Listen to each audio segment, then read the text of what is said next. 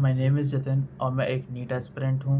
मैं कोई टीचर नहीं हूँ और ये सीरीज़ मैं बना रहा हूँ ताकि मैं मेरा खुद का क्विक रिवीजन कर सकूँ लास्ट में बहुत जल्दी से। इसमें सिर्फ एनसीईआरटी की बहुत इम्पॉर्टेंट लाइन्स नहीं, मतलब जो ऊपर की लाइन है सिर्फ वो कवर होनी है, ज़्यादा डेप्थ में मैं नहीं जाऊँगा। तो पर अगर आपको रिवीजन करना है तो कर सकते हो, ठीक है। तो आज का चैप्टर है breathing and exchange of gases. मैं बुक देखूंगा थोड़ी बहुत ताकि मैं कोई टॉपिक मिस ना करूं। बाद में मेरे को नहीं देखना है कि अरे एक चीज़ छूट गई थी, दो चीज़ छूट गई थी, तो इसलिए मैं कोई वैसे टीचर नहीं हूँ। पर हाँ, इसमें मैं सब बताऊंगा क्योंकि मैं कुछ सालों से नीट एस्पिरेंट हूँ। ठीक है। तो आज का चैप्टर है breathing and exchange of gases, human physio का पहला चैप्टर। हमारी बॉडी में डिफरेंट कैटाबॉलिक एक्टिविटीज़ होती हैं जिनके लिए O2 ज़रूरी रहती है, जिनके थ्रू सिंपल मॉलिक्यूल्स का ब्रेक डाउन होता है, जैसे glucose, amino acid, fatty acid. जब ये मॉलिक्यूल ब्रेक डाउन होंगे, इनका ब्रेक डाउन होगा तो कार्बन डाइऑक्साइड का प्रोडक्शन होगा। कार्बन डाइऑक्साइड हमारी बॉडी के लिए हार्मफुल है तो उसका रिमूवल ज़रूरी है। तो O2 का एक्सचेंज बाहर से, मतलब एटमॉस्फेयर से, कार्बन डाइऑक्साइड का जो हमारे सेल ने प्रोड्यूस किया है, इन दोनों का जब एक्सचेंज होगा तो इनको हम ब्रीदिंग कहेंगे, कॉमनली रेस्पिरेशन कहेंगे। रेस्पिरेशन में और भी प्रोसेसेस आती हैं और भी स्टेप्स रहते हैं, लेकिन एनसीईआरटी कॉमनली इसको ये बोलती है। उसके बाद आता है रेस्पिरेटरी ऑर्गन। डिफरेंट ऑर्गेनिजम्स में बेस्ड ऑन देयर हैबिटेट और level of organization different organs रहते हैं, जैसे स्पॉन्जेस, सीलेंट्रेट, प्लेटफॉर्म्स जो लोअर इन्वर्टिब्रेट्स रहते हैं। इनमें सिंपल डिफ्यूजन होता है उनकी एंटायर बॉडी सरफेस से। फिर अर्थवॉर्म, उसमें मॉइस्ट क्यूटिकल प्रेजेंट रहते हैं। इंसेक्ट, जिसमें नेटवर्क ऑफ ट्रैकिया रहता है, जिसको हम ट्रैकियल ट्यूब्स भी कहते हैं। उसके बाद जो एक्वेटिक एनिमल्स रहते हैं, जो एनिमल्स नहीं, एक्वेटिक मॉलेस्क और आर्थ्रोपोड्स, इनमें गिल्स रहते हैं। फिशेस भी रहेंगी तो इनमें गिल्स रहते हैं। इनमें ब्रैकियल रेस्पिरेशन होता है। जो लैंड पे रहते हैं, बाकी के जो हमारे चार बचे हैं, बर्ड्स, रेप्टाइल, मैमल, एम्फीबियंस, इनमें लंग्स प्रेजेंट रहेंगे और इसको हम पल्मोनरी रेस्पिरेशन कहेंगे। फ्रॉग अपनी स्किन के थ्रू भी करता है, एम्फीबियन लाइक फ्रॉग, ऐसा एनसीईआरटी ने लिखा है। तो फ्रॉग स्किन के थ्रू भी करता है, जिसको हम क्यूटिनियस रेस्पिरेशन भी कहेंगे। फिर आता है ह्यूमन रेस्पिरेटरी सिस्टम। पहले मैं पाथवे बताता हूँ। एक, पहले एयर जाती है एक्सटर्नल नॉस्ट्रिल से नेजल चैम्बर तक, नेजल पैसेज के थ्रू। नेजल चैम्बर से फ्लो हो जाती है फेरिंग्स में। फेरिंग्स कॉमन है फूड और एयर के लिए। फिर फेरिंग्स से जाती है और लैरिंग्स में। लैरिंग्स में रहता है कार्टिलेजिनस फ्लैप्स, या उसको हम कार्टिलेजिनस बॉक्स कहेंगे क्योंकि वो साउंड प्रोडक्शन के काम में आता है, इसलिए उसको हम साउंड बॉक्स भी कहते हैं। लैरिंग्स के ऊपर एक वो रहती है, फ्लैप रहता है, कार्टिलेजिनस फ्लैप रहेगा, थिन रहेगा, इलास्टिक रहता है, जिसको हम एपिग्लॉटिस कहते हैं। एपिग्लॉटिस लैरिंग्स को में खाना जाने से बचाता है या कोई पार्टिकल जाने से बचाता है। जैसे ही कुछ फूड पार्टिकल या कुछ आता है, वो लैरिंग्स को कवर कर लेती है। लैरिंग से एयर जाती है ट्रैकिया में। ट्रैकिया में फिर वो डिवाइड होती है राइट और लेफ्ट ब्रोंकाई में। ब्रोंकाई डिवाइड होती है प्राइमरी, सेकेंडरी, टर्शरी में। टर्शरी ब्रोंकाई फिर जाती है, इनिशियल ब्रोंक्यूल्स बनाती है। Initial bronchiole very thin terminal bronchiole बनाती है और फिर वो मल्टीपल एल्वोलाई बनाती है। एल्वोलाई में एक्चुअल गैस एक्सचेंज होगा एल्वोलाई और उनकी डक्ट्स में। और नोस्ट्रिल से लेके टर्मिनल ब्रोंक्यूल्स तक कंडक्टिंग पार्ट रहता है। कंडक्टिंग पार्ट में तीन चीज़ें होनी है: humidification of air, foreign particles का क्लियर करना, और ह्यूमिडिफिकेशन फॉरेन पार्टिकल्स का क्लियर करना, और बॉडी टेम्परेचर पे एयर को लाना, जो हमने एटमॉस्फेरिक एयर ली है उसका। ये तीन चीज़ें होंगी, ये कंडक्टिंग पार्ट में हो रही हैं। एक्सचेंज ऑफ गैसेस कहाँ होता है? एक्चुअल एक्सचेंज होगा एल्वोलाई और उनकी डक्ट्स में। नेटवर्क ऑफ ब्रोंकाई, ब्रोंक्यूल्स और alveoli. Network of bronchi, bronchioles और एल्वोलाई, ये कंप्राइजेस द लंग्स, ये लंग्स बनाते हैं। और जो ट्रैकिया रहता है, trachea primary, secondary, tertiary bronchi, और इनिशियल ब्रोंक्यूल्स, ये इनकम्प्लीट कार्टिलेजिनस रिंग से सपोर्टेड रहती हैं। ठीक है। लंग्स के तरफ मतलब लंग्स के चारों तरफ एक कवरिंग रहती है, डबल मेम्ब्रेन प्लूरल कवरिंग, जिनके अंदर प्लूरा भरा रहता है। ये आउटर कवरिंग थोरेसिक लाइनिंग से कांटेक्ट में रहती है। इनर सरफेस लंग्स के कांटेक्ट में रहती है। लंग्स एक एयरटाइट चैम्बर में प्रोटेक्टेड रहते हैं। ये चैम्बर बना रहता है dorsally by vertebral column, ventrally by sternum, laterally by ribs, और नीचे की तरफ रहता है एक डायफ्राम। उसके बाद आते हैं रेस्पिरेशन के स्टेप्स, जिसमें 5 हैं। तो 2 में डिफ्यूजन होगा, 1 में यूटिलाइजेशन होगा है, और 2 में गैस ट्रैवल करेगी। पहले गैस ट्रैवल करती है बाहर से अंदर, पल्मोनरी वेंटिलेशन, जिसमें हम O2 अंदर आएगी, कार्बन डाइऑक्साइड बाहर निकलेगी। फिर होता है डिफ्यूजन एल्वोलर मेम्ब्रेन पे। फिर उसके बाद गैस होगी ट्रांसपोर्ट टिश्यू तक, फिर ट्रांसपोर्ट ऑफ O2 होगा, फिर उसके बाद होगा डिफ्यूजन होगा टिश्यू लेवल पे, और फाइनल लेवल पे यूटिलाइजेशन हो जाएगा O2 का, जो भी कैटाबॉलिक रिएक्शंस होनी है उनके लिए। अब आता है mechanism of breathing. Mechanism of breathing में इंस्पिरेशन होता है, एक्सप्रेशन होता है। इंस्पिरेशन में जब एयर अंदर जाती है, एयर अंदर जाएगी क्योंकि इंटरनल प्रेशर कम होगा बाहर के प्रेशर से, एटमॉस्फेयर के प्रेशर से।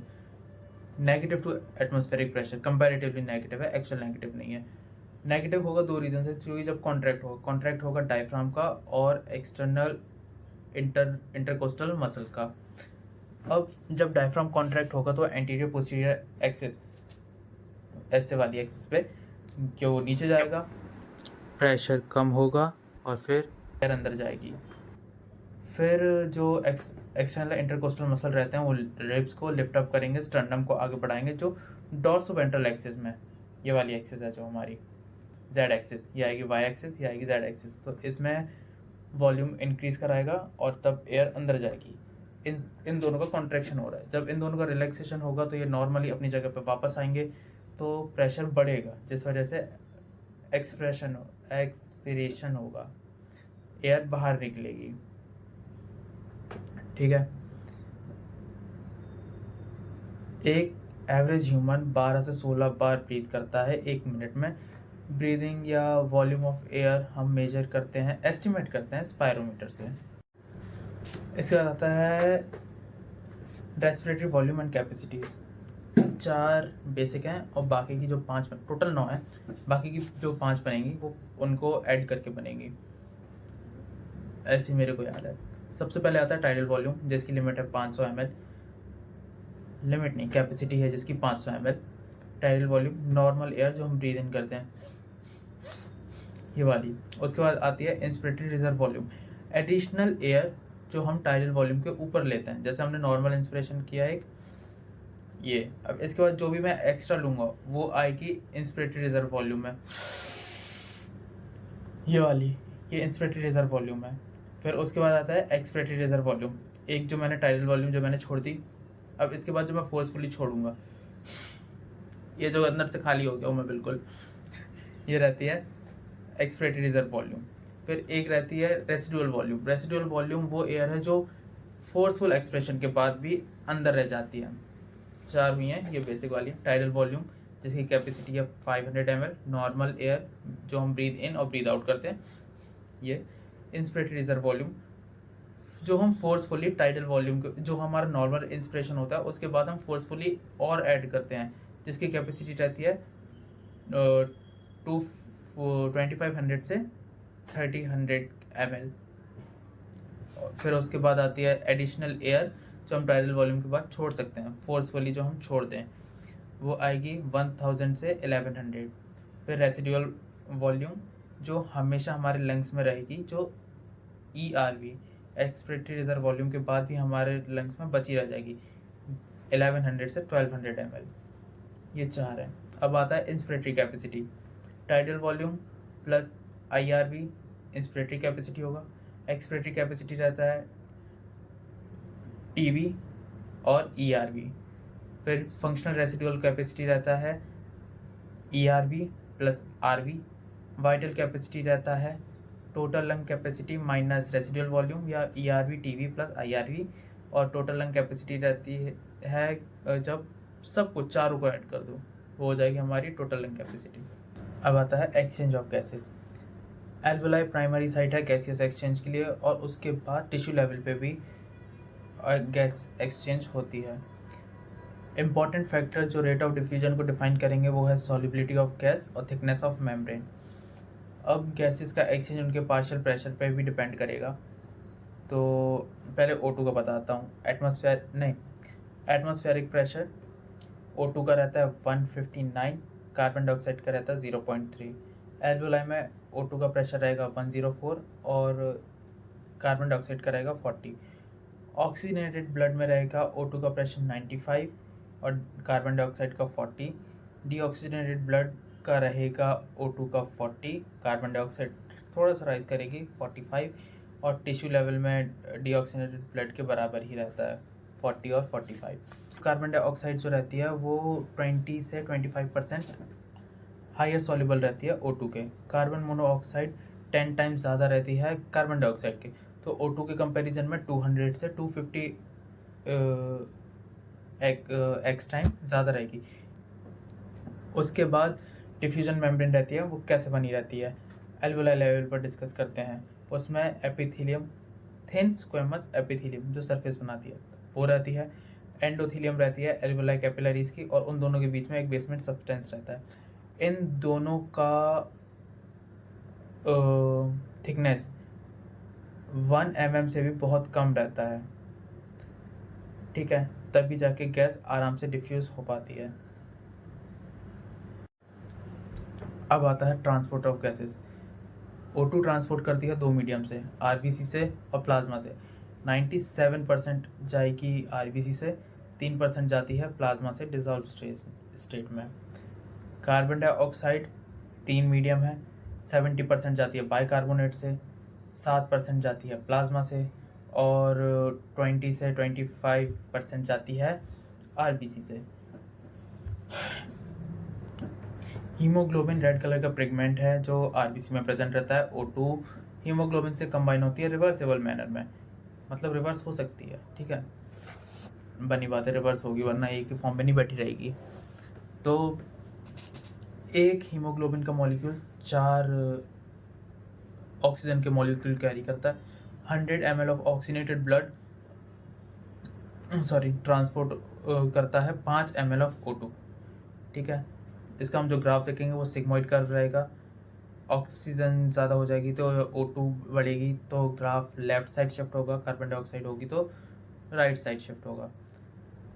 ऑक्सी हीमोग्लोबिन बनाने के लिए कार्बन डाइऑक्साइड का प्रेशर कम होना चाहिए, टेम्परेचर कम होना चाहिए और H2 कंसनट्रेशन कम होनी चाहिए। कंसनट्रेशन कम होनी चाहिए, pH कम नहीं होना चाहिए, दोनों में फ़र्क है। कंसनट्रेशन कम होगी और कंसनट्रेशन ज़्यादा होगी तो pH कम होगा, तो pH थोड़ा ज़्यादा हो और कंसनट्रेशन कम।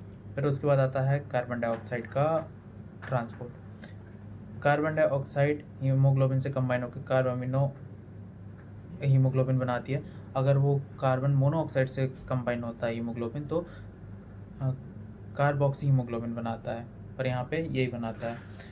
RBC में बहुत लार्ज क्वांटिटी में कार्बोनिक एनहाइड्रेस प्रेजेंट रहती है जो दोनों डायरेक्शन में रिएक्शन को फॉरवर्ड कराती है, मतलब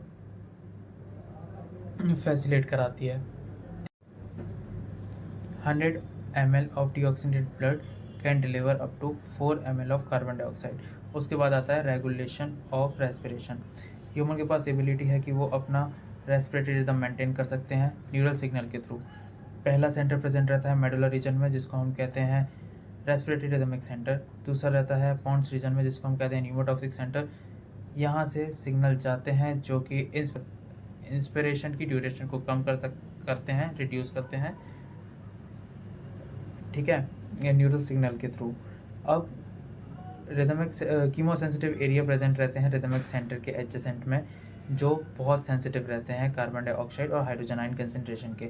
जैसे ही इनकी कंसनट्रेशन बढ़ने लगती है तो इन सेंटर से न्यूरल सिग्नल जाते हैं और फिर वो अपने हिसाब से चेंजेस लाते हैं और हमारी रेस्पिरेशन की रेट को मेंटेन करते हैं।